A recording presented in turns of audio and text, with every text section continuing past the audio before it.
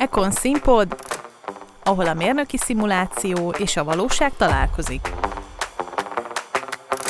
Digitális modellezés, szakmai trendek és ipari megoldások hétköznapi nyelven. A szereplők az Econ munkatársai, de a műsorban független magánszemélyként egyéni mérnöki tapasztalataik alapján nyilatkoznak, nem feltétlenül az Econ hivatalos álláspontját képviselik. A műsor szórakoztató, ismeretterjesztő céllal készült. Műsorunk független, melyet külső fél sem anyagilag, sem szolgáltatásokkal nem támogat. A műsorban nem szerepel szponzorált tartalom. A műsorban megjelenő esetleges termék vagy szolgáltatás ajánlások a készítők saját tapasztalatain alapulnak, nem minősülnek szponzorált tartalomnak. Üdvözlöm a kedves nézőket és hallgatókat! Ez a pilot, vagyis az első adása az Econ Színpodnak, egy olyan podcast sorozatnak, ami a mérnöki szimulációval foglalkozik, és megpróbáljuk ezt hétköznapi nyelven tálalni a hallgatóközönségnek. Reméljük, hogy ebben a műszaki tartalomban mindenki kedvét fogja lelni, és szeretettel fogja hallgatni. Úgyhogy igazság szerint itt is vagyunk a stúdióban, 3 meghívott vendéggel. Az egyik az Kiglics Gábor. Sziasztok, üdvözlöm a hallgatókat! Kiglics Gábor, ő az Econ Engineeringnek az egyik alapítója és ügyvezető igazgatója. Napi szinten már nem feltétlen foglalkozik szimulációval, de attól még semmit sem felejtett el itt Köszönöm az évek szépen alatt. A bizalmat, igen. Itt van velem még a stúdióban Kovács László, ő a kutatásfejlesztési csoportnak a csoportvezetője, közel 20 év szakmai Lassan már, tapasztalattal. Én is üdvözlök mindenkit, sziasztok! És itt van velem még Horváth Ákos, ő pedig az áramlástani csoportnak a csoportvezetője, és Econ veteránnak tituláltad magad az előbb, mikor beszélgettünk? Szervusztok, mindenkit üdvözlök. Nem titulálom magam Econ veteránnak, de az vagy. De Az vagy, és kész. Lassan már Igen. másfél évtizede koptatom itt az asztalt, meg a széket. Én pedig a műsorvezető vagyok, Stadler Elizabeth, én is az Econ munkatársa, és még feltörekvő szimulációs mérnök itt a csapatban, nem olyan régóta foglalkozom ezzel a szakmával. Hozzátok képest természetesen. Hát kezdjük is egy szerintem nehéz kérdéssel, mert ha már itt a szimulációról lesz szó az egész podcast sorozatban, akkor próbáljuk meg hétköznapi nyelven definiálni, mi az, hogy szimuláció, és itt a kérdés hozzá kapcsolódóan, hogy ti hogy szoktátok elmagyarázni az ismerőseiteknek, hogy mivel foglalkoztok hétköznap a munkahelyen? És mindenki rám néz. Kérdezzük meg az ügyvezető urat. Kezdjük azzal, aki a legrégebb óta foglalkozik ilyennel. Kedves családomnál kerülöm ezt a témát, mert nem nagyon szeretnek ezzel foglalkozni, hogy akkor apa mit csinál. De alapvetően itt a fizikai jelenségeknek a leírása az elsődleges lényeges szempont, hogy hogyan tudjuk azokat a mechanikai áramlástani elektromos jelenségeket mindenféle fantasztikus képletekkel megoldani. Még mindig bonyolult volt. Akkor próbálok egy fokkal egyszerűsíteni, ha majd a családról volt szó. Hasonló véleménye vagyok erről, mint Gábor, hogy meg lehet próbálni erről beszélni a családnak, de nem érdemes.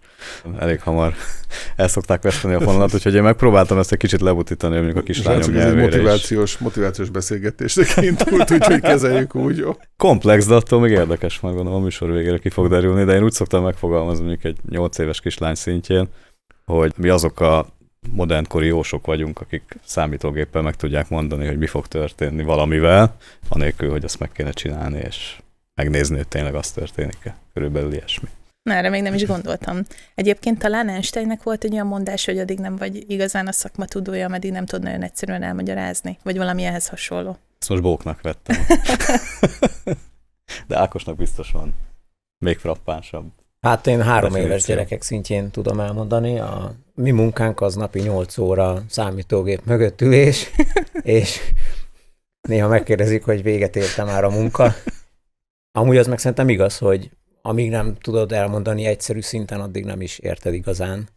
Szerintem minden szakmára igaz. Elhangzott itt, hogy mechanikai dolgokat lehet szimulálni áramláson, akkor próbáljuk meg egy picit definiálni a mechanikai szimulációt, hogy ez mit akar egy pár mondatban. Nagyon rám néztek, de... Igen, te vagy ennek az expertje, ezért kérdezem. Pár mondatban, hogy ez mit akar. Gyakorlatilag bármi, mérnöki vonalon mozogva, bármilyen alkatrész, termék, komponens, gép, bármi, amit tervezünk, készítünk, előbb-utóbb az csak fizikailag is elő fog fordulni, az bizonyos üzemállapotokban dolgozik, teszi a dolgát, ami azt jelenti, hogy ő a környezetéből, vagy a működéséből fakadóan bizonyos behatásoknak ki van téve, amit neki el kell viselnie. Törés, tönkremenete, repedés, kopás, szétesés, rázkódás nélkül. Ezek a valóságban nagyon komplex fizikai folyamatok, de egy mechanikai szimuláció nagyjából arról szól, hogy ezeket a mechanikai behatásokat, meg ezeknek a adott gépnek a teljes mondjuk élettartama használata során biztosítsuk, hogy ezek nem fognak olyan kárt okozni benne, amitől vagy tönkre megy, esetleg veszélyeztet is másokat, vagy egyszerűen elveszti a funkcióját a gép. De azért összességében azt talán el lehet mondani, hogy valójában nem lehet ezeket szétválasztani, tehát majd itt még gondolom másfajta szimulációkról is fogunk beszélni, de mindennel összekapcsolódik, és ez igazából így egy nagy csomag, ahogy a fizika működik egy összetett gépnél, de ha belenézünk a mélyre, akkor vannak bizonyos fizikai folyamatok, ami inkább, ahogy mondtuk, ezek a mechanikai behatásokhoz köthetők, meg vannak áramlástani, hőtani, erről majd a nálam szakavatott kollégák tudnak beszélni. Ugye ezt a mechanikait egyébként FEM-nek szoktuk rövidíteni, tehát Finite Element Analysis. Igen, végeselem módszer magyarul, nem? A végeselem módszer az egy matematikai módszer, tehát annak az egy, hát most ha ilyet mondok, hogy diszkretizációs, hogy lehet ezt szépen kifejezni, tehát a folytonos világot lebontjuk apró kis darabokra, és kis darabokra oldjuk meg. Igen, mondjuk. Tulajdonképpen egy virtuális legót építünk, igen, és ennek egy matematikai módszere a FEM, de ezt nem feltétlenül csak mechanikai problémákra lehet használni. Akkor ez csak így ráragadt az a név, hogy ezt FEM-nek hívják. És akkor egy áramlástani vagy CFD szimulációt, te hogy írnál le, Ákos, egyszerűen? Hát a legjobb példa az a virtuális szélcsatorna. Tehát ugye azt mindenki el tudja képzelni, hogy milyen egy szélcsatorna valóságban. Ezt próbáljuk szimulációval, számítógépen reprodukálni, ha úgy tetszik. És amúgy az eredmény megjelenítése is adott esetben lehet nagyon-nagyon hasonló, mint mondjuk egy szélcsatornában, amikor ugye a méréseknél füsttel megfestik az áramlást, kirajzolódnak az örvények. A lényegében ugyanezt próbáljuk szimulációval is elérni. Ez a leglátványosabb a része a munkának, meg tényleg ez a szélcsatorna dolog, ez így nagyon képies. De amúgy az áramlástani szimulációba tartozik az összes olyan szimuláció, ahol nem feltétlenül gáz nemű közegek szimulációja vagy áramlásával foglalkozunk, hanem folyadékok áramlásával. Ide tartozik részben, és ez egy kapcsolt terület a mechanikai szimulációval, a hőtani rész, tehát a hőtan az pont egy olyan rész, amit lehet határterület igazából. Lehet mechanikai oldalról is vizsgálni, meg áramlástani oldalról is vizsgálni, és ezek néha jelentősen hatnak is egymásra, és aztán ennek vannak mindenféle érdekes területei, többfázisú szimulációk, ahol mondjuk egyszerre van jelen folyadék és gáz, ezek egymásba képesek átmenni, tehát forrással, vagy párolgással, kicsapódással, nagyisten jégképződés, ilyesmi is előfordul, és még számos egyéb terület van, ami szóba jöhet. Gábor, akkor te kapod a legnehezebbet. Milyen egyéb ettől független területeket lehet szimulálni? Tudnál egy pár egzotikusabb példát mondani? Egy ilyen vizsgahelyzetnek kell ezt érezni most már szerintem. Nem hiába ülök a szélén. Irodánk nagyon régóta foglalkozik különböző anyagvizsgálatokkal, és ennek egyik meghatározó eleme a kompozitoknak a vizsgálata, és ezek alapvetően üvegszál, karbon vagy természetes szálú anyagokat valamilyen észterrel összedolgozzák, belegítik, vagy valamilyen vákuumformázással alakítanak belőle alapvetően teherviselő elemeket, amivel mi foglalkozunk, és ezek a teherviselő elemeknek nyilván van egy szilárdsági vagy merevségi ellenállása, és ennek van egy további összetevője, ez a kompozit élettartam. És ezek az olyan magas szintű számítások, amihez már mindenképpen szükséges az, hogy legyen a dolgozó kollégáknak valamilyen IT vagy programozási képessége, legyen egy komoly mechanikai tudása, legyen egy olyan széleskörű ismerete, nem csak az adott tématerületről, hanem tényleg egy olyan szakmai rálátása is, amivel megfelelő kreativitással tud hozzáállni ezekhez a dolgokhoz. Úgyhogy eléggé komplexek ezek a dolgok, és az előbb a határterületre visszautalnék, nem csak a hőtan, mint határterület, hanem ugyanúgy az akusztika is egy határterületi téma, ami komolyan előtérbe jöhet itt a jövőben, mert például utazáskomfort, vagy hogy mit hallunk, vagy mit nem akarunk hallani adott közlekedési eszközökön, az jelentősen tudja befolyásolni azokat a fejlesztési irányokat, amikkel mi foglalkozunk. Ez mind izgalmas témakör. Hozzuk le egy kicsit még jobban itt a hétköznapi szintre. Tudnátok-e mondani esetleg egy olyan akár háztartási gépet, vagy amivel mindenki majdhogy nem nap mint nap találkozik, aminek a fejlesztésében nagy mértékben jelen van a szimuláció, és esetleg ilyen felsorolásszerűen kifejteni, hogy egyáltalán milyen alkatrészeket hogyan lehet szimulálni. A háztartási gépnek ne a fogfúrót mondjátok, a fogfúró ejtését, jó, amit múltkor csináltunk. Az nem az.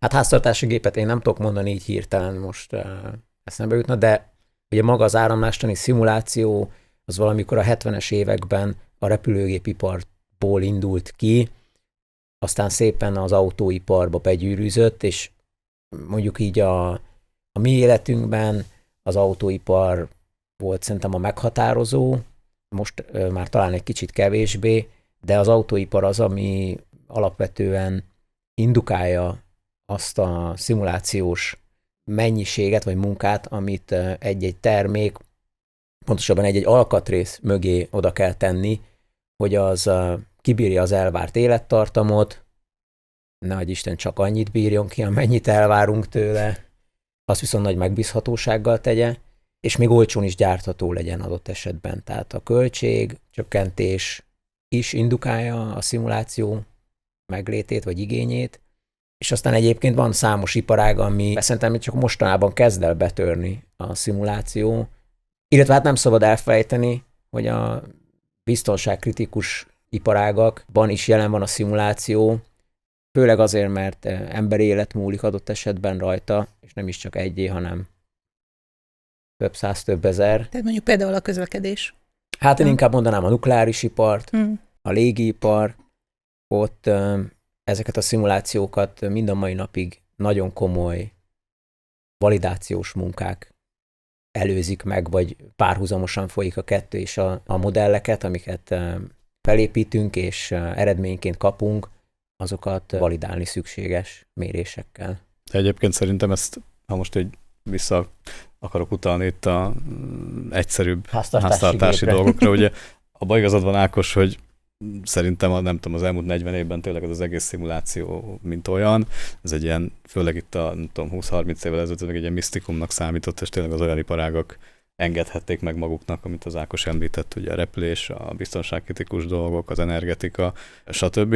Ennek szerintem az egyik oka az is volt, hogy még akkor drága volt, és nehéz, mert programozni kellett, meg szövegfájlokat írogatni, tehát egy tényleg képzett mérnök kellett hozzá, hogy lássa, hogy mi az, ami a háttérben történik, miközben egy ilyen szimulációs feladatot megoldunk, és szerintem, ahogy az elmúlt, nem tudom én, 10-20 évben ezek a szoftverek egyre inkább felhasználóbarátabbak lettek, és mondjuk úgy, hogy már egy szimulációs mérnök, mint szakma, az már kevésbé létezik ilyen szempontból, mert már nem igényel annyira speciális tudást, mert jó megkomponált szoftverekben lehet ezeket a dolgokat elvégezni. Ez így tudott szerintem ez lejjebb jönni olyan kommerszebb iparágokba, ahol továbbra is tudja segíteni a termékfejlesztést. Ugye már csak a tény az, hogy nem kell fizikai prototípust gyártani minden egyes fejlesztési fázis során, az óriási nagy könnyebbség, meg spórolás, de innentől kezdve el tudunk odáig jutni, akár ha megnézzünk egy porszívót otthon, amiben van egy elektromotor, amit egy elektromágneses szimulációval lehet optimalizálni, abban vannak fémalkatrészek, amiknek a túlélését, az élettartamát, meg a teherbírását lehet FEM szimulációval,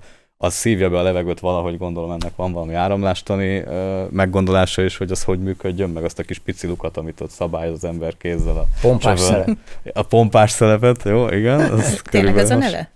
Hát porszívón szerintem senki nem hívja így, de egyébként azt csinálja. Igen, majd erről mesélsz, hogy ez honnan jön. Úgyhogy annak van áramlástani része, ez az egész cucc, ez így egybe melegszik, azt a hőt el kell vezetni valahogy. Ezt is lehet ma már gond nélkül, tulajdonképpen egy szoftverplatformon ezt az összes vagy hatást. Ha van benne aksi, mert aksis porszívót használunk, akkor ott megint más fizika így működik. van, annak élettartama is van. És akkor még egyébként van az, hogy ezek manapság mindenféle fröccsöntött alkatrészekből vannak, és ma már a gyártását, a fröccsöntését is ezeknek az alkatrészeknek lehet optimalizálni, szintén célszoftverekkel, és azóta lett ez ennyire a mindennapjaink része, amióta ezek a tudások, ezek úgy vannak lekódolva a mérnöki szoftverekbe, hogy az adott esetben egy platformról elérhető. Viszont Ákos, amit mondtál, régebben az autóknak az életciklusa az nagyjából egy modell variáció, ez mondjuk a 70-es, 80-as években az ilyen 6-9 év volt. Most ez lerövidült 2-3 évre, és ezt a sebességet nem lehet másképp csak szimulációval áthidalni, ami nyilván óriási költség, mert költség a szoftver, költség a hardware, költség az ember, aki ezt az egész architektúrát kezeli, és valamilyen véleményt mond a végén, ami jó esetben hihető, és ezzel tudunk tovább lépni, mert régebben az történt, hogy akkor építettünk valamit, jó hosszú idő alatt, leteszteltük szinte jó hosszú idő alatt, és akkor a mérés végző embernek a szakvéleménye volt az, amivel tovább lehetett menni. Most ez jelentősen átalakult, és alapvetően a mérések azok egy darab mérésre koncentrálódnak, ami lényegében azt a prototípust hivatott ellenőrizni, ami a szimulációk eredményeként kijön. Meg szerintem egy dolgot még ne felejtsünk el, hogy említetted, hogy annak idején Nem emlékszem rá, csak mondtam, ezt is nekem mesélték. Így van, de ismersz olyat, aki akkor már dolgozott ilyenben, hogy a 20 éve a témában dolgozó szaki az ránéz egy mérésbe és megmondja, hogy mi van. Szerintem abban a szempontból is sokkal előrébb járunk most, meg nagyobbak a lehetőségek, hogy az ember, akármennyire is szakavatott volt, egy mérési metódust ismert, és mondjuk ennek a szerkezetnek egy-két pontját meg tudta nézni, hogy ha az úgy viselkedik, ahogy neki kell, akkor valószínűleg minden rendben lesz. Ma meg szimulációval egy teljes gép gyakorlatilag minden egyes pontját meg tudjuk nézni. Na, de hát te is ismersz olyan kompozit gyártókat, akik kézrátéttel megmondják, hogy egy adott kompozit eszköz az, vagy egy tartó szerkezet, az most jó lesz-e, vagy sem. Pontosan, nekik ajánlom ezt a műsort. Így van, úgyhogy nagy szeretettel köszöntjük a kompozitgyártókat is. Az egy nagyon fontos dolog, és ez nem szimulációs mérnökhöz kapcsolódik, inkább az általános gépészmérnökséghez, hogy ami eredményt kapunk szimulációban, azt kritikus szemmel kell tekinteni, vagy megnézni. Ehhez kell egy jó gépészmérnöki vonal, vagy megérzés, hogy ami kijön, az nagyságrendileg egyébként reális-e vagy sem, és ha legalább a nagyságrend rendben van, akkor egy szinttel mélyebbre nézni, hogy ami kijön, az egybevág-e azzal, amit mondjuk vártunk előzetesen, és egy jó szakember, aki mondjuk 40-50 évet eltölt egy adott problémára fókuszálva, ő amúgy szimuláció nélkül meg fogja mondani, hogy nem tudom, mondjuk egy lapát hossz egy kompresszorban, az hány milliméternek kell lenni adott fokozatban, és a szimuláció meg be fogja mondjuk bizonyítani, hogy igen, az tényleg jó. Az egy jó közelítés. Persze hozzátéve azt, hogy a 40-50 évvel ezelőtti, vagy 40-50 éves tudással rendelkező szakemberek a pályájuk elején nem láttak még szimulációt. Tehát nem, az analitikus volt szinte végig. Mondjuk 60-as, 70-es, 80-as években még, most főleg itt Magyarországon még nem létezett ez a szakma. Ők pusztán az analitikus megközelítéssel, józan paraszti ésszel, meg egyébként a fizikát leíró, azóta is valid képletekre támaszkodva meg tudták mondani, hogy milyen lesz a nagyjából jó. A szimuláció ahhoz segít hozzá minket, hogy az a körülbelüli jó, az kimaxoljuk, és még jobb legyen. Megkeressük azt az utolsó pár százalékot, amit akkor nem voltak képesek megtalálni, de most már a szimulációkat szakma volt, csak éppen kivándoroltak, és az Egyesült Államokban megcsináltak olyan végesen rendszereket, amik most konkurenciái az ANSYS-nak, és Komzsik Lajos neve az megemlítendő. Komzsik Lajos neve megemlítendő itt, hogy ő volt az egyik ős gurúja ennek az egész rendszernek, ami forrásból ez az egész kialakult. Nem véletlenül mondtam, hogy Magyarországon nem volt elérhető. Magyarországon nem, de mindenhez van köze magyarnak, úgyhogy köszönjük szépen. Aki egyébként ugye a Nastran végeselmes megoldónak az egyik ősatja. Így van. És a Nastran egyébként onnan jön, hogy a NASA-nak szánt Fortran alapú, nem tudom, az a Fortran még mond-e itt a hallgatóságnak bármit, végeselmes megoldó, tehát ez direktben a NASA-nak készült, igen. Nem tudom, 70-es. Rákos visszautalva rád, előbbi gondolatokhoz, hogy igen, amikor mi elkezdtünk még Icon Engineeringként, meg előtte más magánvállalkozásban végeselmes szoftverekkel foglalkozni, akkor még volt az Icarus, mint autóbuszgyár Mátyásföldön, ennek mindenki nagyon örült, meg volt a Nabi is, ami szintén komoly fejlesztéseket hajtott végre, és ott volt egy műszaki fejlesztéssel foglalkozó idősebb úr, aki nyilvánvalóan analitikus módon számolt, Ritz módszer és a további zseniális dolgok, és ő azt mondta, hogy amit ugyanúgy te is mondtad, hogy alapok nélkül nem lehet. Pintér Karcsi bácsi csak annyit mondott, hogy szarból nem lehet várat építeni, csak hogyha megfagyasztjuk, de ez meg rövid távon működik, úgyhogy ma már ezt is tudnánk szimulálni, nem? Most már ezt is tudnánk szimulálni, de kétségtelen, hogyha plauzibilis eredményeket szeretnénk, akkor azt mindenképpen egy értőmérnöki gondolkodással kell eldönteni, hogy ez hihető vagy sem. Ide vág egyébként a következő kérdésem, mikor találkoztatok először szimulációval, és azkor milyen meghatározó élmény vett rá titeket, hogy igenis ezzel érdemes foglalkozni, és ezzel szeretnétek foglalkozni? Kezdem én, 93. Tehát akkor még nem is volt. Napra pontosan tudod? Napra pontosan nem, de 93 év végén, mert 94-től lett a Műszaki Egyetem Gépészkar Gépszerkezettani Intézet tornyában egy Silicon Graphics gép, és arra volt az első ANSYS föltelepítve. A Műszaki Egyetemen ez az ANSYS 5.0A. Nem mond semmit, mindegy. Az ANSYS az igen. Az ANSYS az igen. Ezelőtt csak egy verzió volt, az a 4.4, de lehet, hogy 4.0 is volt, ezt majd még nálam már öregebbek elmondják. Én akkor. Ami olyan jellegű élmény, hogy mi a fene ez egyáltalán, meg mire való, az nekem egyetem. Közlekedésmérnöki karon végeztem, és ott nekünk a része is volt a tanmenetnek, hogy véges MS szimulációval foglalkozzunk, de én már előtte tudomást szereztem arról, hogy léteznek ilyen frankó dolgok, hogy számítógéppel bármilyen szerkezetet tök jól ki lehet elemezni, és akkor én felvettem választható tárgynak is egy ilyen véges MS szimulációs tárgyat. Én ott részletében ott találkoztam ezzel először, és hát ott szembesültem azzal, hogy azért ez nem egy számítógépes játék, azért annál egy kicsit több szaktudást igényel, mert előtte még talán egy gimnazista voltam, különböző okokból nagyon szeretem a repülőgépeket, meg azon belül is a sugárhajtóműveket, és már gimnazista koromban is bújtam ilyen könyveket, vagy webes oldalakat, ahol szembe jöttek olyan képek, hogy a sugárhajtómű belsejében ott ahol ég az üzemanyag, ezt a lángot, ezt számítógéppel szimulálják, és hát nekem ez egy ilyen sci-fi volt, hogy mondom, ez hogy a fenébe. És onnantól kezdve érdekelt, hogy ez mi a franc. Részben emiatt is először én magamtól CFD-t kattintottam egyébként, de ott nagyon hamar leszoktam róla. Jót tettél a világgal ezzel. Így van, ez nem az én világom.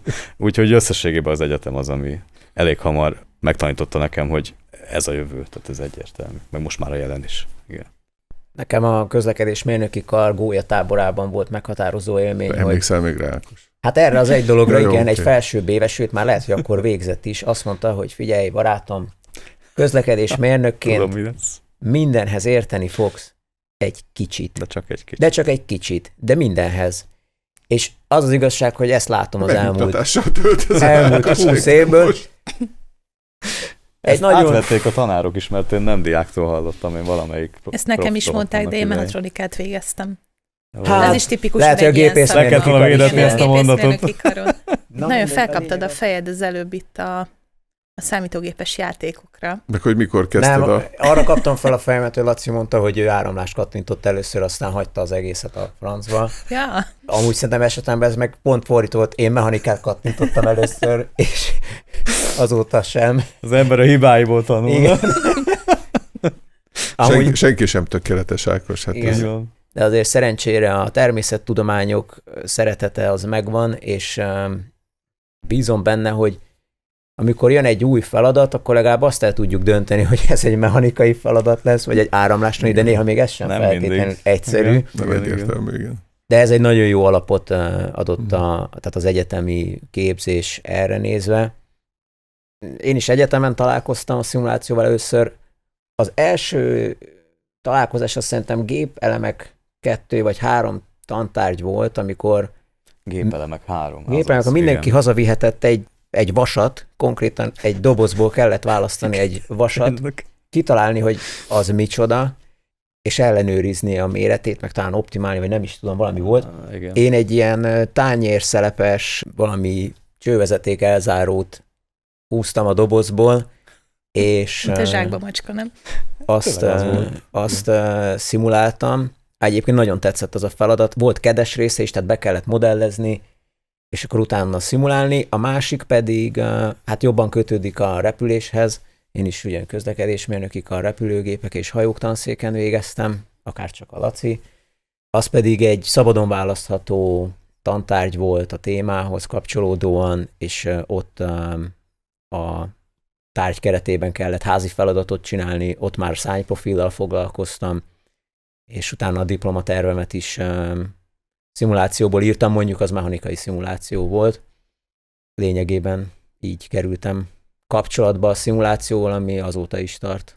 Kicsit beszélgessünk arról, hogy mi a szimuláció, ha eszközként tekintünk rá. Ez előbb itt szó volt, Ákos, említetted, hogy vannak emberéletkritikus iparágak, ahol ez használatban van, szóba került a közlekedés, akár a repülőgépek kompozit szerkezete.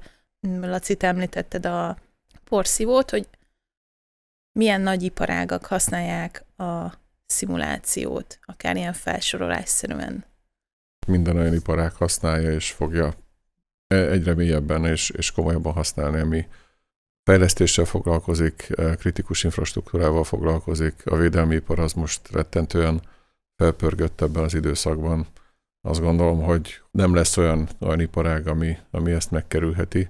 Mivel Magyarország ebből a szempontból egy kicsikét elmaradottabb ország, mint iparosítás szempontjából, mint fejlesztési infrastruktúra szempontjából, azt gondolom, hogy inkább a Nyugat-Európába és Észak-Amerikába kell néznünk nekünk hivatalból is.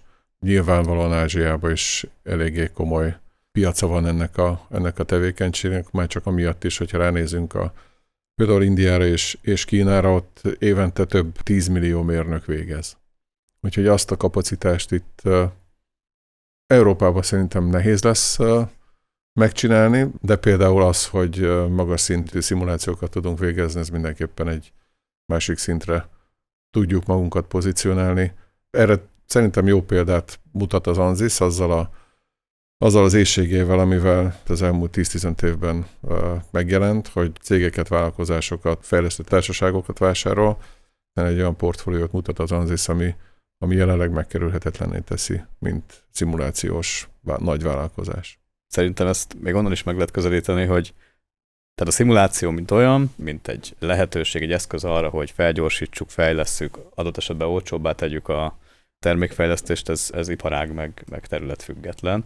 Szerintem a kérdés inkább ott van, hogy egyszer megéri-e, és ez a kommerszebb iparágakban tényleg komoly kérdés, hogy ahogy a Gábor is említette, azért nem 2 forint egy ilyen szimulációs rendszernek a fenntartása, és bármennyire is egyszerűsödnek ezek a szoftverek, igénylik azt a fajta szaktudást, amivel, ahogy Ákos említette, ne higgyünk el mindent, ami abból kijön, tehát hogy kritikusan szemléljük, mert ez egy eszköz, hogy te is említetted, nem ez fogja megváltani a világot, csak ha jól használjuk, akkor esetleg.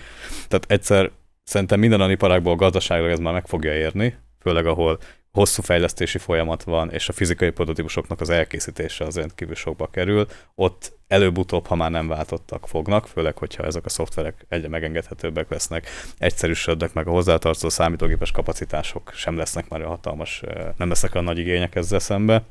És van egy olyan terület, ami jóval lefölött van, és onnan indult minden, ezek a biztonságkritikus, meg sokkal szofisztikáltabb iparágak, ahol elsősorban emberélet múlik azon, hogy mindent tudjunk, és mindent előre jól lássunk. Én azért bontom, vagy szedem ketté ezt a 2 vonalat, mert ott a szimuláció létjogosultsága az adott, kell, enélkül nem megy, nem látunk bele a szerkezet mélyébe máshogy, de ott inkább az a kihívás, hogy ami a szimulációból kijön nyers eredmény, az mit jelent? Tehát hogy tudom abból megmondani, hogy ez most jó, nem jó, mi fog ezzel történni? És ez viszont egy plusz olyan további szakembergárdát igényel, és méréseket, és mondjuk adott esetben 50-100 év tapasztalatot korábbról, amit a szimuláció soha nem fog kiváltani. Viszont enélkül nem megy. Tehát ha ez a 2 együtt megvan, akkor viszont nincs lehetetlen. Meg hát vannak azok az iparterületek, amikben nekünk is volt alkalmunk egy kicsikét beleszagolni, ez az űripar.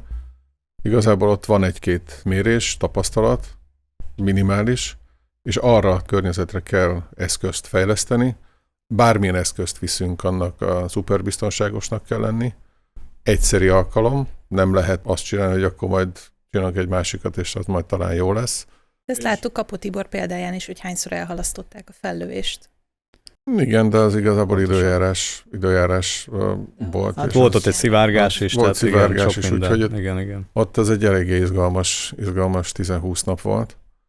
De alapvetően egy olyan környezetre kell fejlesztenünk, amit nem ismerünk.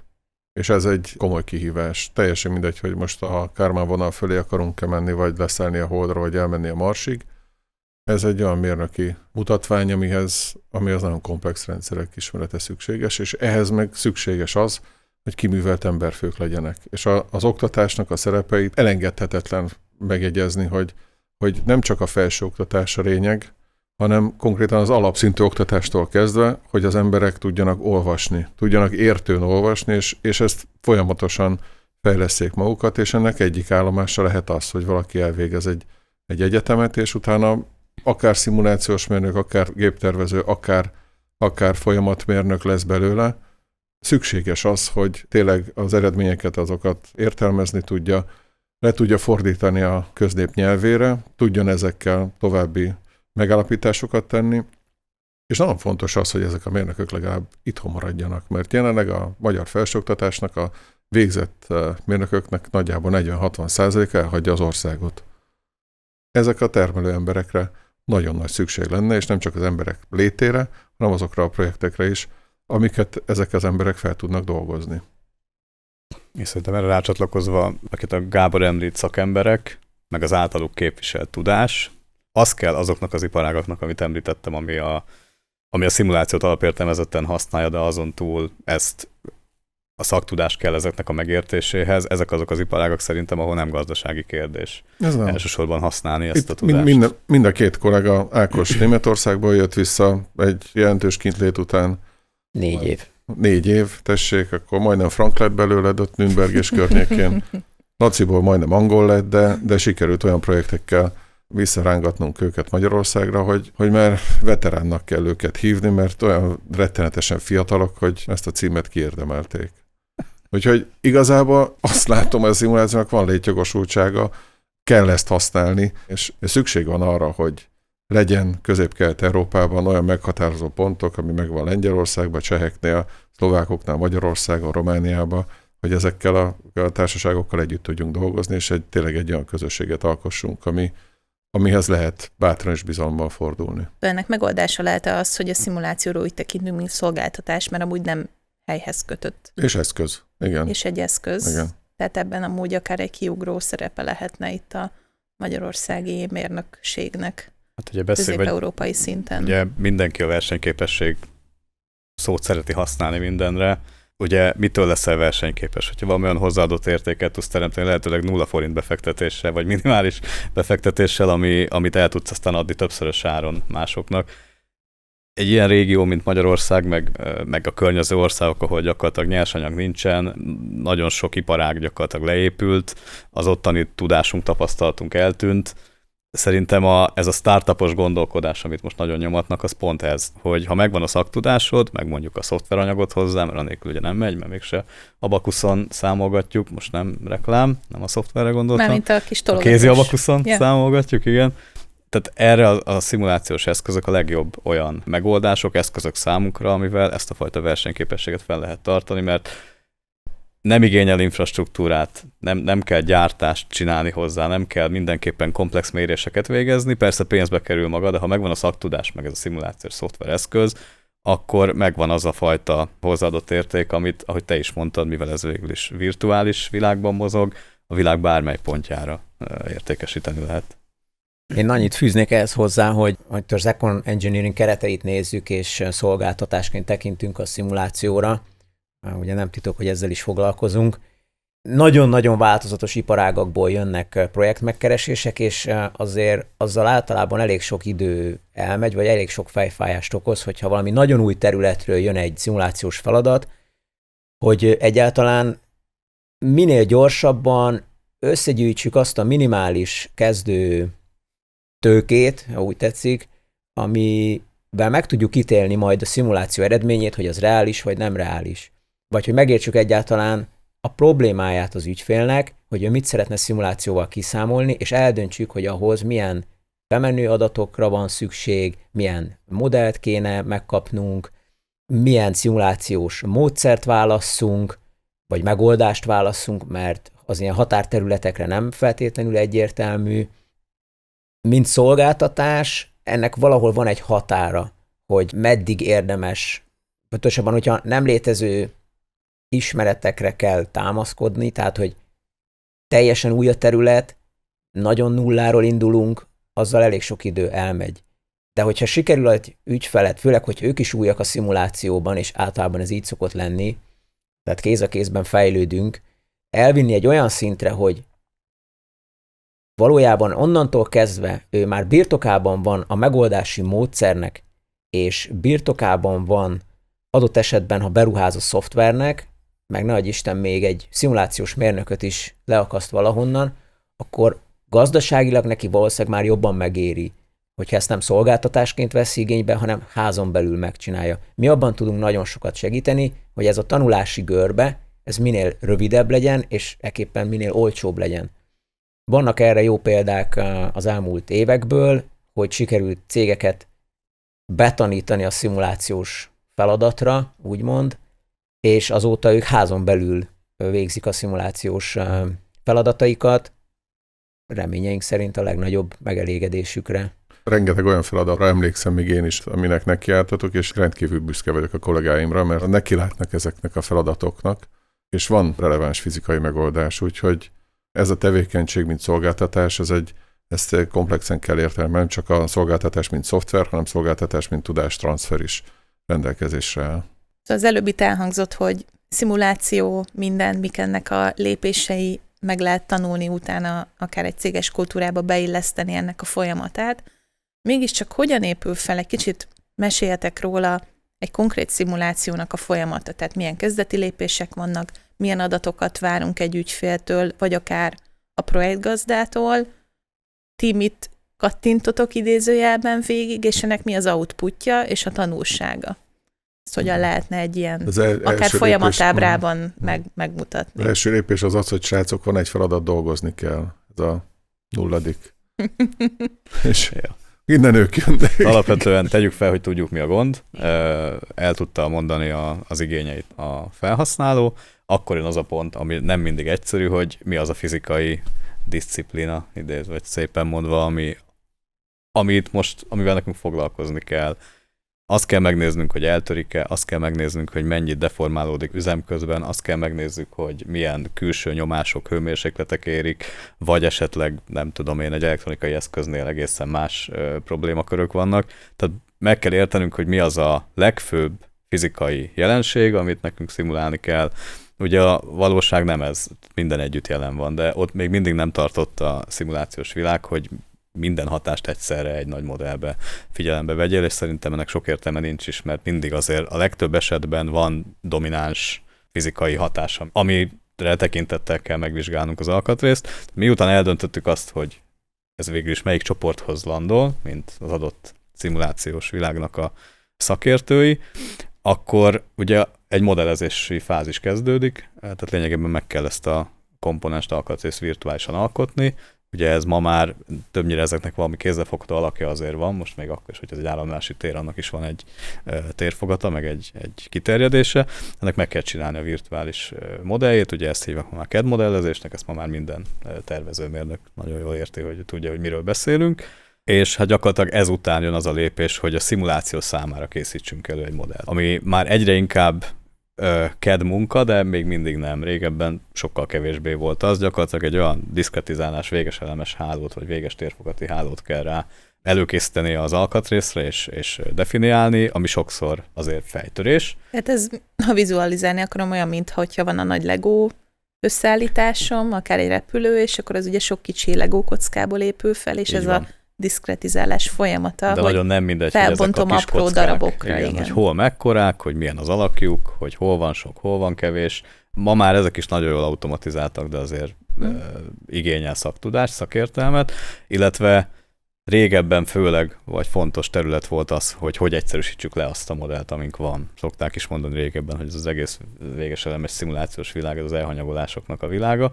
Ma már ez kevésbé fontos, de azért ezekre is gondolni kell. Ez viszont már szimulációs szakembert igényel, és gyakorlatilag a modell előkészítésének a része ez is, meg az is, hogy azokat a üzemállapotokat, külső terheléseket, peremfeltételeket, nem tudom, ez egy csúnya szó, de azokat a fix határait a modellnek, ami befolyásolja annak a rendszernek ott belül a működését, azokat is virtualizálni kell, tehát a megfelelő modelleket kell ott alkalmazni.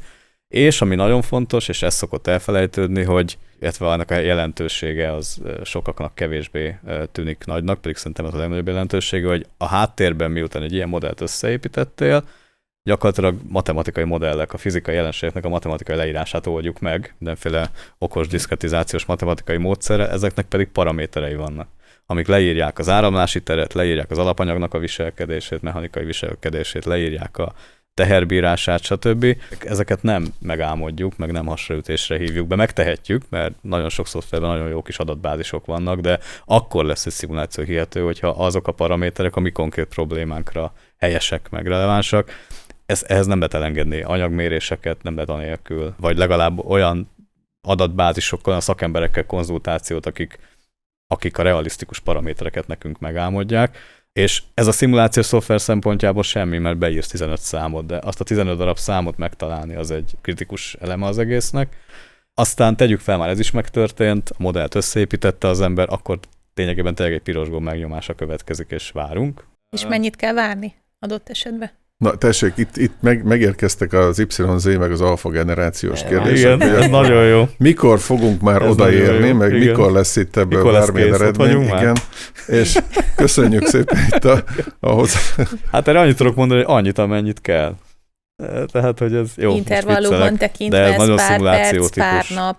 Igen, tehát egy mechanikai szimuláció alapvetően viszonylag egyszerű. Ha kellően egyszerű megközelítésre érünk, akkor ez néhány másodperc is lehet.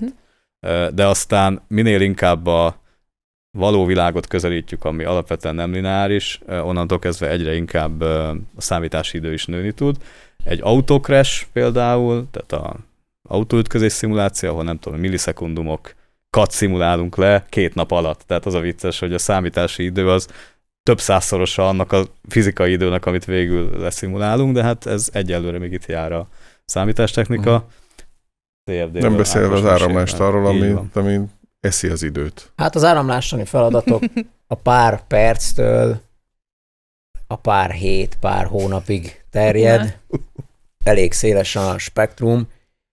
Szóval a szimulációra én azt szoktam mondani, hogy mondjuk az elmúlt 30 évben, ahogy fejlődött a számítástechnika, valójában majdnem mindig ugyanannyi időt szán egy szimulációs mérnök egy adott probléma megoldására, csak egyre több fizikát, vagy egyre nagyobb komplexitást lehetett belevinni, és hogyha van egy termék, azt lehet, hogy régen nagyon-nagyon egyszerű formában lehetett csak szimulálni, mondjuk, ha csak egy befogott rúdról beszélünk, akkor mondjuk egy rúdelemként, néhány paraméterrel leírva, és az is futott néhány percig, vagy néhány órát. Ma már a teljes komplex geometriáját mondjuk egy befogott rúdnak figyelembe lehet venni, mindenféle furattal, kivágással, hajlítással, stb. Még repedést is repedést is, és ez még mind belefér ugyanabba az időbe, amennyi 30 évvel ezelőtt rászántunk áramlástan, ugyanezt, tehát mondjuk ha futtatunk egy modellt egy napot, az ma már sokkal komplexebb, mint 30 évvel, vagy akár csak 15 évvel ezelőtt volt. Itt meg kell említeni egyébként, hogy azért mostanában a grafikus kártya alapú számítás az meglehetősen meggyorsítja a szimulációkat, és ez azért egy áttörés lesz szerintem a következő pár évben.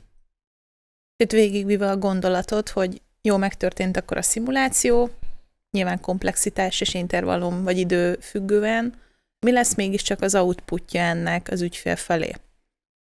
Milyen információk birtokába kerülünk, és mi mit tudunk szolgáltatni, mint eredmény? Hát szerintem itt jön hozzá egyébként a nagy hozzáadott érték. Az eredmények megfelelő, kritikus szemmel történő áttekintése, az ügyfél problémájának a megértése, és annak a lefordítása az eredmények nyelvére, vagy fordítva az eredmények olyan fókuszú prezentálása az ügyfélnek, ami őt igazán érdekli. Mondjuk egy áramlástani szimulációban millió számra termeljük az adatot, sokkal-sokkal több adatunk van, mint amire igazából szükségünk van, bármint amit be akarunk mutatni az ügyfélnek. jól kell szelektálni ezekből, kell hozzá egyfajta vizuális tehetség is, hogy olyan szép ábrákat, olyan sokat mondó ábrákat készítsünk el az eredményből, ami megragadja a problémát, látványosan bemutatja, és közérthető lesz az ügyfél számára. Vannak persze azok az ügyfelek, akik tudják, hogy mi fánterem a szimuláció, és adott esetben nekik elég egy Excel file a végén néhány számadattal. Ők tudják, mit szeretnének látni, de ha jönne valaki, egy ügyfél, aki még életében nem látott szimulációt, csak egy problémája van, nekik elég sok időt kell arra szánnunk, hogy bemutassuk az eredményeket, és adott esetben megfogalmazzuk azokat a jobbító szándékú módosításokat, amiket mi eszközölnénk ahhoz, hogy jobb legyen a termék. Még mechanikai területen talán annyi lehet, hogy nálatok ez kevésbé fordul elő, ugye, de ami a szimulációból kijön, nyers eredmények, nevezzük így, azok ilyen fizikai mennyiségek, fizikai állapotjelzők. És az sok esetben, főleg egy mechanikai problémánál nem mond semmit. Tehát, hogy 150 megapaszkál ébred X irányba, Y irányba 73, és akkor mi van? El fog törni, vagy nem? Tehát, hogy ezt még bőven tovább kell gondolni, és szerintem itt részben a szimulációs mérnöknek is, és ahogy a Gábor említette, itt van szükség a kiművelt emberfölkre, mert itt van az a pont, amikor az elméleti, mondjuk kontinummechanikai vagy szilárdságtani szaktudás be kell húzni, mert ezek egyre adatok, ezeket ki kell értékelni, úgyhogy hogy megértse azt a megrendelő is. Ez az egyik fele, a másik fele meg az, hogy a szimuláció ilyen szempontból, ha olyan cégről beszélünk, ahol ezek a szakemberek megvannak, csak eddig mondjuk mérésből próbálták megállapítani azt, hogy mi történik, most nekik lesz egy olyan adatcsomagjuk, ami a szerkezet minden pontjáról mindenféle információval szolgál, és nekik ez egy ideális helyzet, mert az ő szaktudásuk, meg azok a kiértékelési módszerek, egyenletek, bármilyen mennyiségek, ami jellemzi azt, hogy várható-e bármi probléma, arra nekik minden bemenetük megvan. Tehát ez szimuláció nélkül lehetetlen lenne. Úgyhogy a kulcs igazából főleg egy mechanikai szimulációnál ez, ha szilárdsági kiértékelésről van szó, hogy valahogy fogalmazd azt meg, hogy most fennáll annak a veszélye, hogy baj lesz, vagy nem, és ez ennél sokkal bonyolultabb, mint és itt a szimuláció, mint szolgáltatás, vagy szoftver, mint termék forgalmazása, amivel foglalkozunk, ez nem csak abból áll, hogy az eredmény prezentálására azt mondjuk, hogy a tisztelt megrendelőnk egy 2, és akkor kezdj vele, amit szeretnél, hanem tényleg van mögötte egy olyan tudásbázis, ami azt gondolom, hogy szükséges és minimum elégséges feltétele annak, hogy normális irányból lehessen megsegíteni a megrendelőnek a döntését, és alá lehessen támasztani azt a döntést, amit ő ezáltal fog hozni. Ugyanis a mi felelősségünk is, hogy ez a döntés jó legyen. Elhangzott a mérés szó az előbb, és hogy szükséges-e validálnunk méréssel szimulációnkat. Vagy csak szimulálhatunk, és lesz valami eredmény, és ez rögtön hihető. Ideális esetben igen, validálni szükséges. A valóság ennél egy kicsit azért másabb. Nagyon gyakran találkozunk olyan feladatokkal, ahol mondjuk nem áll rendelkezésre olyan mérési összeállítás, vagy mérési eredmény, amivel egy az egyben tudnánk validálni. Az áramlástan területén, hogy most a saját szakterületemről hozzak néhány példát, ott is nagyon gyakori az, hogy annyira komplex maga a probléma, hogy arra mérési környezetet létrehozni nagyon nehéz, vagy ha meg is valósítható, akkor nem lehet az áramlás mélyére nézni. Vannak erre egyébként konkrétan a nézésre utalva optikai elven történő mérések, lézeres mérésekre gondolok itt, de ezeknek is megvan a korlátja, mind térben és időben, így szimulációval a tér minden pontjában van eredményünk, vagy nagyon-nagyon sok, több millió pontjában, a mérés meg mondjuk általában pár kiragadott pont, a mérésnek is van egy hibája, ideális esetben ismert, gyakoribb esetben kevésbé, pedig ezekre mind szükség lenne a validáció során, illetve amikor tényleg vakon vagyunk úgymond, akkor a szakirodalom áttekintése az elengedhetetlen. Tehát keresni olyan mérési összeállításokat, ami vagy nagyon-nagyon hasonló problémát dolgoz föl, nagyisten ugyanolyat, és publikálva vannak a mérési eredmények, akkor arra alapozva lehet egy modellt megalkotni, és utána mérnöki megérzésre, vagy hogy mondjam, a szakmánkból fakadóan azt mondani, hogy hát ha azt a modellt sikerült nagy pontossággal validálnunk, akkor nagy valószínűség szerint az ügyfél problémája, ami közel ugyanaz, elfogadható lesz az a modell, és megfelelő lesz a pontossága ahhoz, hogy az eredményre alapozva szakmai döntéseket hozzanak meg. Olyan nincs, hogy nem mérünk semmit, tehát hogy vakon megbízunk.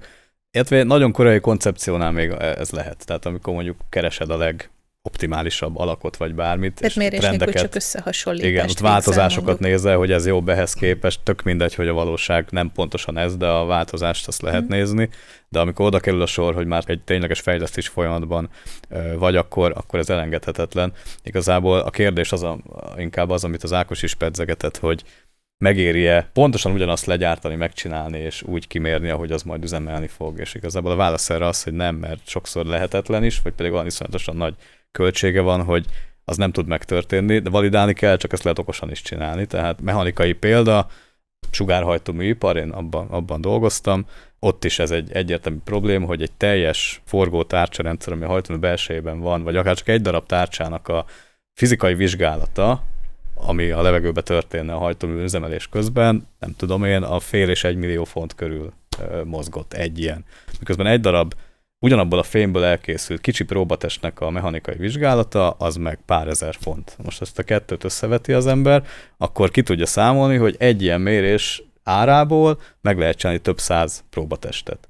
És hogyha elég okos vagy, hogy ezeket a próbatesteket úgy készíted elő, és olyan egyszerű mérési környezeteket állítasz elő, olyan geometriát adsz ennek a mintának, ami valójában ennek a tárcsának a kritikus helyeit, amit azok látnak ott, azt gyakorlatilag elő tudod állítani egy sokkal egyszerűbb viszonyok között, akkor nyertél, mert már validáltad ezt a viselkedést, csak nem a nagy komplex szerkezet szintjén, és ha ez kellően alaposan meg van csinálva, és igazolva van, és ehhez vannak modellek illesztve, akkor ma már ott tartunk, hogy a légügyi hatóságok, akik a világ legkonzervatívabb, szigorúbb szervezetei, is elfogadják ezeket a számításokat. Tehát a validáció olyan szempontból van inkább jelenleg, hogy egyszerű viszonyok között validálsz, de ott annyira alaposan, hogy aztán ezt a fajta extrapolációt, hogy egy teljes, komplex szerkezetben is használod az ott összegyűjtött tapasztalatokat modellek formájában, ez már elfogadott tud lenni. De ehhez azért nagyon érteni kell azt, hogy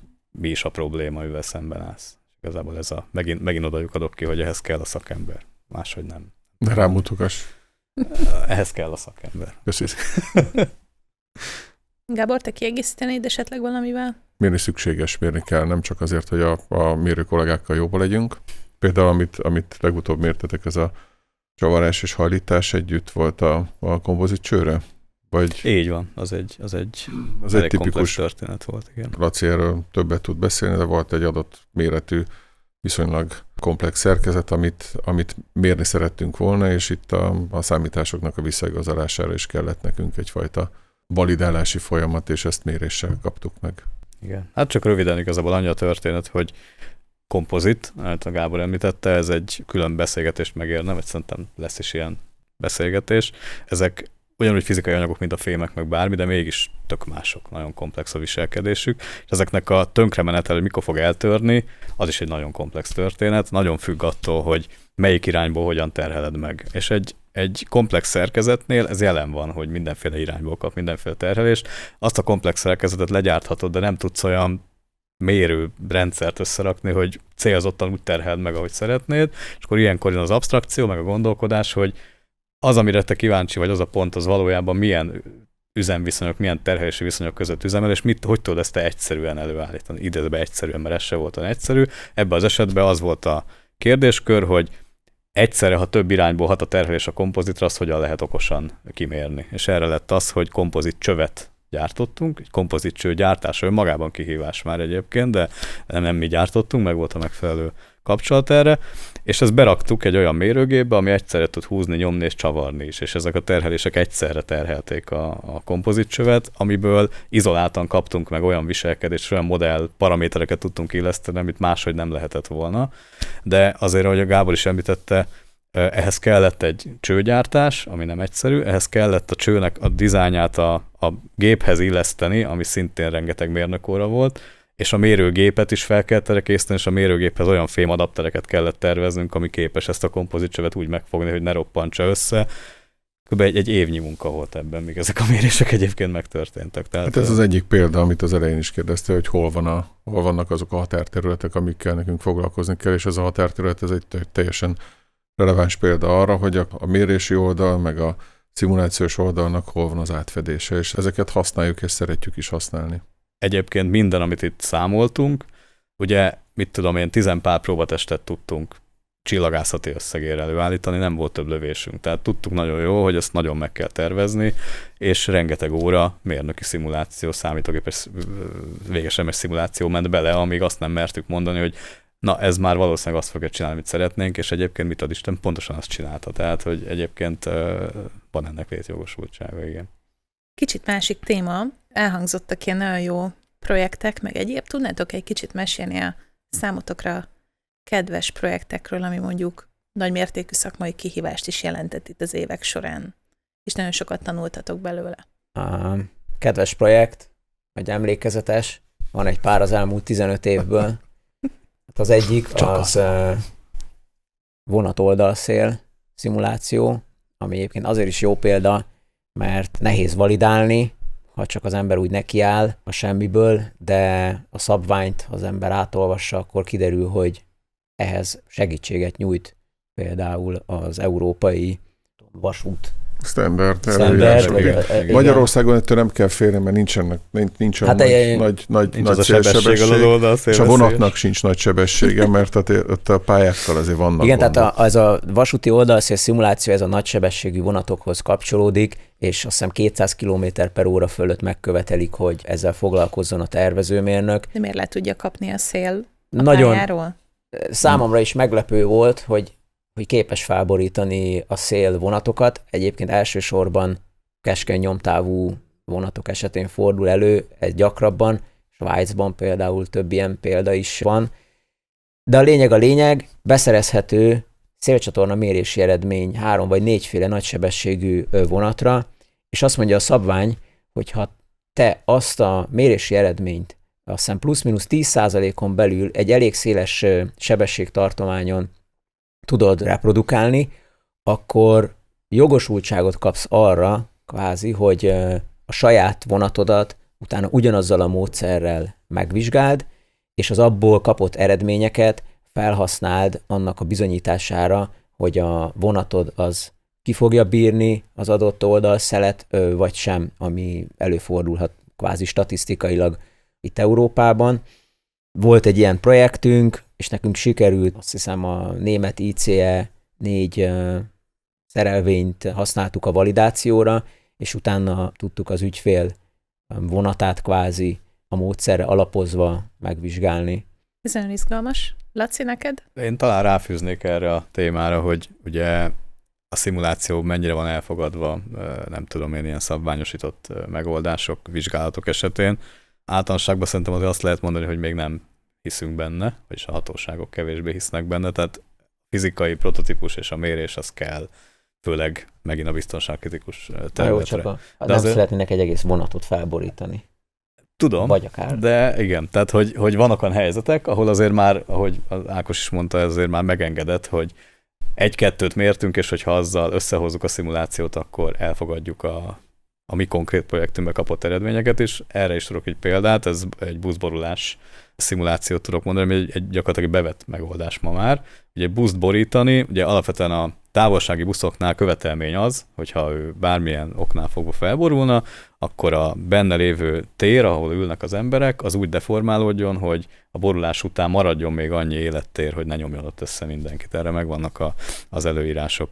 És hát létezik buszborulás mérés, itt Magyarországon is van erre lehetőség, de ez nem egy 2 forintos mutatvány, hogy a buszkaszniát megemelik, és gyakorlatilag leborítják, és kimérik, hogy mennyi élettér marad. De ma már ezen a területen van annyi engedmény, hogyha az ember nem egy teljes buszt borít, hanem csak annak egy szegmensét, és annak a mechanikai viselkedését vissza tudja adni bizonyos pontossággal, tehát azt a deformált alakot és azt az életteret vissza tudja számítani, akkor ez extrapolálható teljes buszra. És akkor a teljes buszt azt már csak mechanikai szimulációval kell ezt a borulási folyamatot igazolni. Ilyen projektünk nem is egy volt. Most is van egy folyamatban, és igazából erre rá lehet fűzni ugyanúgy az autó ütközésvizsgálatokat, ott is anyagvizsgálatokkal és különböző kis mintavételekkel lehet validálni egy adott ütközési folyamatot, és igazából ezáltal az 100-150 különböző ütközési eset is validáltnak mondható, és az autóütközés az elfogadott.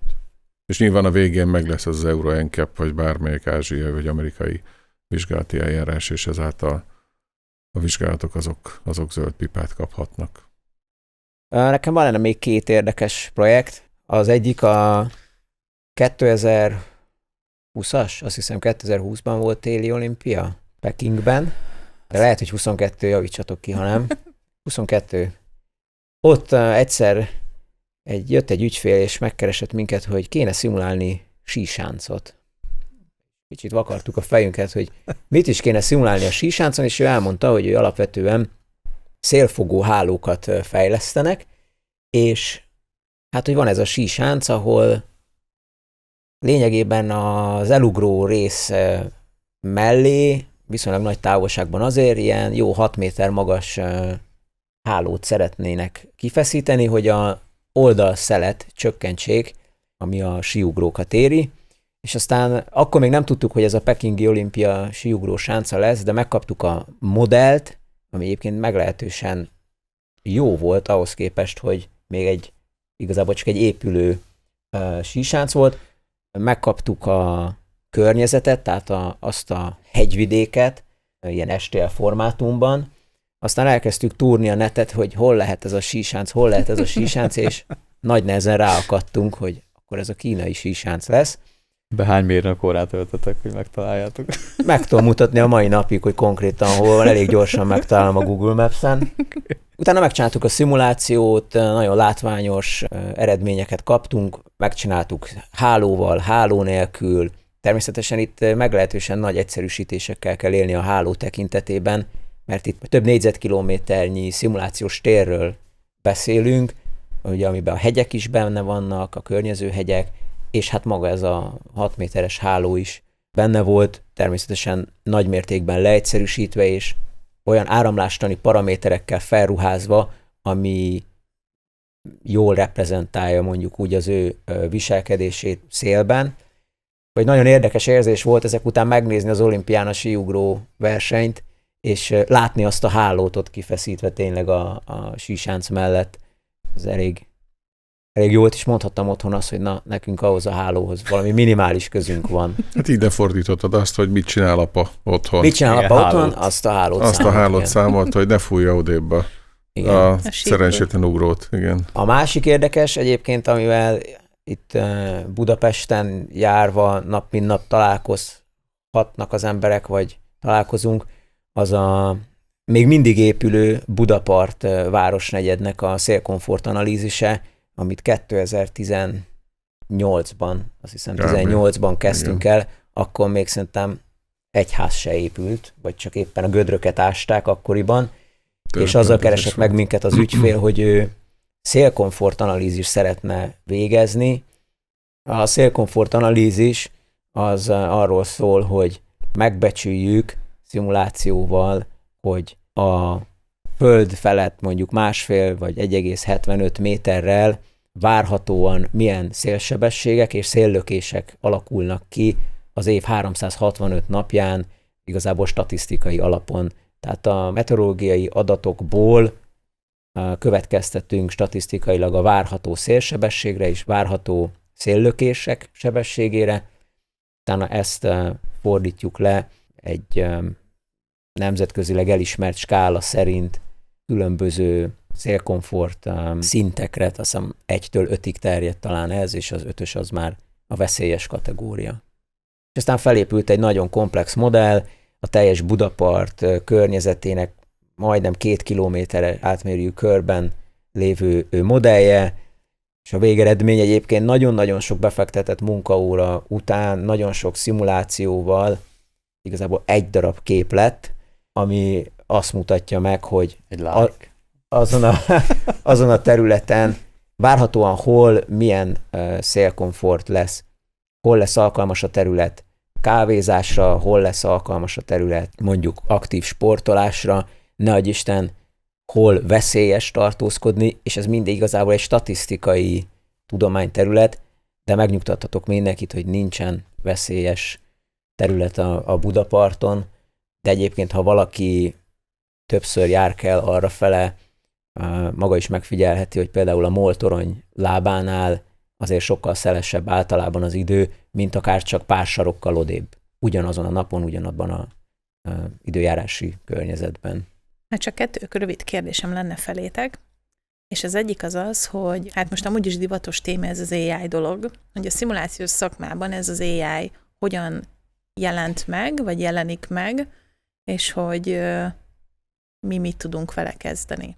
Én azt látom ebből, hogy ezt a lufit elkezdték felfújni, és egészen biztosan van hasznos eredménye, hiszen mi magunk is dolgozunk olyan modellekkel, amik mesterséges intelligenciát használnak a háttérben, de arra alapozva, hogy majd a mesterséges intelligencia adott esetben kiváltja a szimulációt, vagy nagyon nagy mértékben lecsökkenti, ezt én még nem látom, és a következő pár évben szerintem még ez nem is fog megvalósulni. Az egy más kérdés, hogy a mesterséges intelligencia nagyon sok esetben segíthet abban, hogy olyan kérdésekre legalább iránymutatást adjon, amiben nem vagyunk biztosak, vagy nagyon sok időt tud megsporolni mondjuk irodalomkutatás terén. Tehát, hogyha itt az egyszerűbb részét vegyük, és ne pedig az adattudós részét, arról majd Laci biztos sokkal többet mesél. Vannak nagyon hasznos területei, de szerintem a munkánkat, a szimulációs mérnök munkáját még egy jó darabig nem fogja elvenni. Jó, hát ha már így meglettem említve.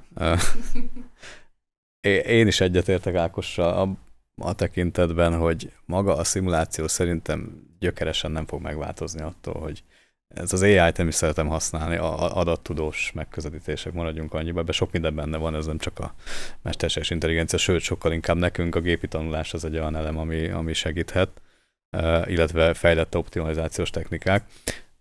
Ahol én látom ennek létjogosultságát a mi munkánkban, de nem szigorúan a szimuláción belül, az egyik fele az szerintem az lehetne, hogy bizonyos matematikai modelleket, amiket használunk, ezeket lecserélhetnénk gépi tanulás alapú modellekkel, amik már nem nagyon tartalmaznak fizikát, ami nem feltétlenül jó, de vannak olyan nagyon komplex problémák, ahol már a fizika önmagában is kevés, látjuk.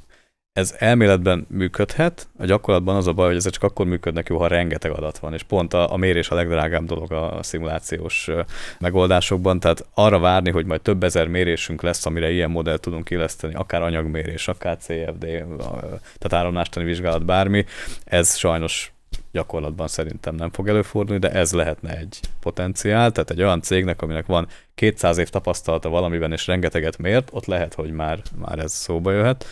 A másik, amit még mondani akartam, hogy ha szimulációt, és itt már csak a szimuláció eszközként van jelen, arra használjuk a szimulációt, hogy ezzel optimalizáljunk egy szerkezetet. A háttérben zajló matek, ami a paraméterek iterációján alapszik, és nagyon-nagyon komplex modellek esetén 10-20-30 ilyen paraméter van, ott a mai tudásunk, meg a mai módszereink nem biztos, hogy elegek. Erre be kell húzni ezeket az adatalapú megközelítéseket. Ez lehet egy út a jövőre nézve, de itt mondom, a szimuláció csak egy eszköz. És amiben a legnagyobb potenciált látom, és már vannak ipari példák, az szintén egy olyan területen a szimulációt eszközként használjuk. Nagyon sok szimulációval betanítunk ilyen helyettesítő modelleket, amik az adott jelenséget sokkal egyszerűbb matekkal visszaadják. Nincs már benne fizika, de abban a szűk tartományban, amit kimértünk, arra biztos, hogy jól működik, és ennek az az előnye, hogy ilyen modelleket utána kint a működő hardware-nek a kis pici számítógépére rátölthetsz, ami értelemszerűen nem szimulációt végez, csak ezt az egyszerű analitikus modellt futtatja, és menet közben jelzi, megmondja a felhasználónak, hogy figyelj, most lehet, hogy baj lesz, mert ez meg az történt, vagy élettartamot jelz előre, szól neked, hogy most már vigyél be engem átvizsgálásra, mert lehet, hogy már kezdek elromlani. Ilyen területeken ez működhet, de itt is a szimuláció az csak egy eszköz, hogy ezeket a modelleket megtanítsuk. Gábor, te hogy látod az AI térnyerését? Használjuk és használnunk is kell ezeket az új technológiákat, viszont a mesterséges intelligenciát mi kiegészítjük egy természetes tudással. Úgyhogy ez meg mindenképpen szükséges, hogy azokat az eredményeket, amiket a gépi tanulással vagy az adattalapú megközelítéssel elérünk, azok plauzibilisek legyenek, és tényleg használható eredményeket és döntéseket tudjunk előkészíteni. És akkor a legutolsó kérdésem pedig az lenne felétek így záró gondolatként, hogy ti hogy látjátok 10 év múlva hol fog tartani ez a szakma? Én nyugdíjas szeretnék lenni. 10 év. 10 év. Jó, meg egy kicsi. Jó. De azt gondolom, hogy olyan komplex számítások és olyan iparágak fognak bejönni, vagy megszűnni, amik a szimulációs mérnököknek a horizontját tágítani fogják. Nyilván lesznek benne veszteségek, mert most azért látjuk azt, hogy attól függetlenül az autóipar az nem úgy teljesít itt Európában, ahogy azt elképzeltük mondjuk 5 évvel ezelőtt.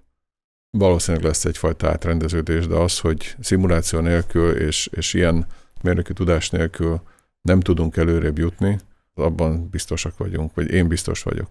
Szerintem, aztán persze majd a élet eldönti, hogy ugye a számítástechnika fejlődésével, gyorsulásával itt nagyon sok minden fel fog gyorsulni, komplexebb feladatok elvégezhetek ugyanannyi idő alatt, vagy pedig minden egyszerűbbé, gyorsabbá válik. Emiatt én szerintem 2 dolog fog történni. Ki fog nyílni ez az olló, hogy szűkülni fog szerintem a feketeövesek száma, de azok még inkább megbecsült szakemberek lesznek, és nagyon-nagyon komplex dolgokat tudnak csinálni, és viszont a szakértők száma meg fog nőni, amit sajnos az is katalizál, én személyes véleményem az, hogy sajnos, hogy ezek a mai felhasználói szoftverek annyira barátságosak kezdenek lenni, hogy egy csecsemő is használhatja őket, és ezzel pont azt a üzenetet veszítjük el, hogy ez egy eszköz, és értve kell használni. De ez egy trend, mert el kell adni mindenkinek, tehát ezt is megértem. Igen, a szoftverek gamifikálása az szerintem tragédia, de így van. Mindegy. Úgyhogy szerintem ez a csoport nagyon meg fog nőni, ezzel a tudás nem fog nőni, és akinél tényleg ott lesz a tudás, azok meg szerintem kevesebben fognak maradni. Én körülbelül ezt látom. Én személy szerint szeretem, ha szép egy felhasználó felület, de nyilván a tudása is legyen ott egy szoftvernek, hogy... A szépsége semmi baj, csak nincsen gond. Ne rejtsük el a tudást. Most azt látom, hogy minden gombot, opciót és háttértudást azt ne tegyünk a felhasználó elé, mert megrémül.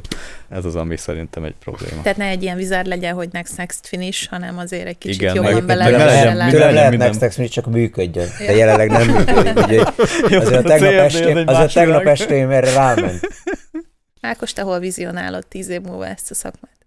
Én ha megnézem, hogy mi volt 10 évvel ezelőtt, Régen minden jobb volt, és egy picit lassabb volt. Nem sokkal egyébként. Már említettem, hogy a grafikus kártya azért az áramlástani szimulációk világában úgy tűnik, hogy hoz valamiféle áttörést. Úgyhogy én azt várom, hogy 10 év múlva lényegében ugyancsak adott időt fogunk szánni egy probléma vizsgálatára, de ebbe az időbe egy nap, egy hét, bármennyi, egy hónap, tehát az, amit jelenleg is rászánunk, ugyanabban az időben sokkal több szimuláció fog beleférni, nem mondjuk csak egy tucat szimulációt végzünk el, hanem mondjuk ennek a 10-szeresét vagy 20-szorosát, ami megnyitja az utat abba az irányba, hogy nagyon mélyreható paraméteranalíziseket végezzünk, ne adj Isten, az adatalapú modellekhez sokkal több adatot fogunk tudni szolgáltatni. Egyébként itt a Laci szerintem az előbb elszólta magát, mert azt mondta, hogy méréseket csináltok az adatalapú modellekhez, igen. De valójában ti nem mértek, hanem szimuláltok. Tehát várjál, kiváltjátok a mérést szimulációval. Igen. Mert hát senkinek, legalábbis azokban úgy, hogy az Econ Engineering nem egy adott terméket vizsgál 100 éve, és nincsen több könyves polcnyi adatunk, nem tudom én, egy adott termékre vonatkozóan, ezért nekünk ezeket elő kell valahonnan ásni, vagy teremteni, amit mi szimulációval szoktunk megtenni. Úgyhogy én azt várom, hogy 10 év múlva ez még inkább így lesz. Nagyon sokat fogunk szimulálni úgy, hogy azzal utána adott esetben egy mesterséges intelligencia alapú modellt meg tudjunk táplálni.